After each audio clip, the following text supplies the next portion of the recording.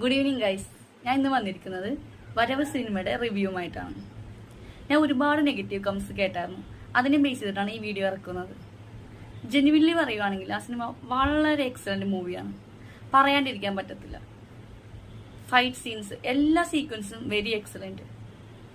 പിന്നെ എന്തുകൊണ്ടാണ് ആൾക്കാർ ഇത്ര നെഗറ്റീവ് റിവ്യൂ പറയുന്നത് നമുക്ക് മനസ്സിലാകുന്നില്ല. എനിക്ക് തോന്നുന്നു ആൾക്കാർ കാണാതെ വെറുതെ ഒരു പെയ്ഡ് പ്രൊമോഷൻ പോലെയാണ് ഒരു നെഗറ്റീവ് റിവ്യൂ പറയുന്നതെന്നാണ് എനിക്ക് പേഴ്സണലി ഫീൽ ചെയ്യുന്നത്. ഞാൻ കണ്ടതിൽ വെച്ച് ഏറ്റവും മനോഹരമായ ഒരു സിനിമ. ഫൈറ്റ് എനിക്ക് പേഴ്സണലി ഇഷ്ടമാണ്, ബട്ട് എന്നാലും it was an excellent movie. So all of us watch that.